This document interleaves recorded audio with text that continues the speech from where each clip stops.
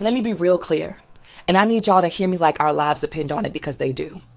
We are not in a political debate. We are in a war, not a metaphorical one, not a symbolic one, but a strategic, well-funded, policy-backed, legally armed war for the soul of this country and the bodies of every person that don't fit the mold of a straight, cis, Christian, white man. And the wildest part is half of y'all still don't see it. You're playing checkers on a chessboard that's already been cleared. You think that they're just coming for trans folks, for queer kids, for immigrants, for poor people. No, baby, they are coming for order, and they're bringing chaos as a battering ram. White men, the most coddled demographic in American history, have finally realized that they are no longer the majority numerically, and so now they're using power, policy, and platforms to cling to what they can't reclaim, which is control. They've decided that they can't run the show, and so they'll burn the whole damn theater down. And the gag is they told us. They told us who they were when they showed up in Charlottesville with tiki torches and khakis, when they stormed the Capitol in broad daylight. They banned books, rewriting the ones they left behind, outlawing truth, targeting teachers, sterilizing trans care, gagging free speech, gutting Medicaid, criminalizing being poor, being black, being alive. And while they are passing laws, we're posting memes. Y'all keep waiting for the moment to get bad enough. The moment was Roe. The moment was George Floyd. The moment was Pulse. The moment was Trayvon, was Uvalid, was Obergefell being threatened. It was Tennessee banning drag. It was Florida erasing history. It was Texas legalizing bounty hunts on uteruses. It was Alabama writing segregation back into the books with a fresh coat of Christian nationalism. It was Trump staying quiet and screaming at the same time. And it was us arguing over which identity would lead the resistance while the fascists were halfway through their takeover. I am not here to play with y'all. I am not here to say vote, and that I hope that you remember to vote in November. I am here to say mobilize or get mowed the down.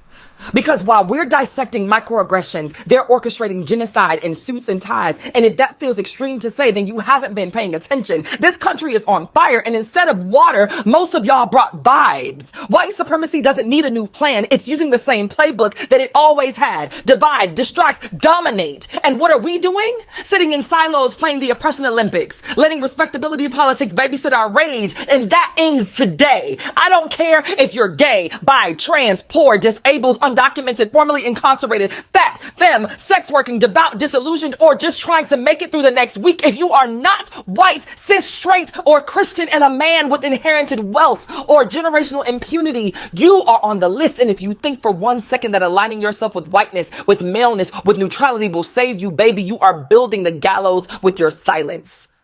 So let's get honest. You want to know why they're winning? It's because they unify in fear. You want to know why we keep losing? It's because we fracture in ego. The right builds armies and the left builds hashtags. This is your clarion call. If you were wondering where the revolution is, it's wherever you are standing. If you were wondering what to do, start where you are. Call your lawmakers. Shut down your boardrooms. Go and fund black and queer and trans-led organizations. Walk out, sit in, raise hell, and do it now. Because when they come knocking for the next person, don't you dare act surprised that there's nobody left to answer the door for you.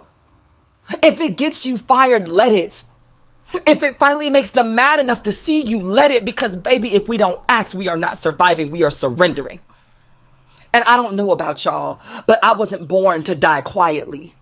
I was born to be a problem. So let's become a problem that they can't solve together.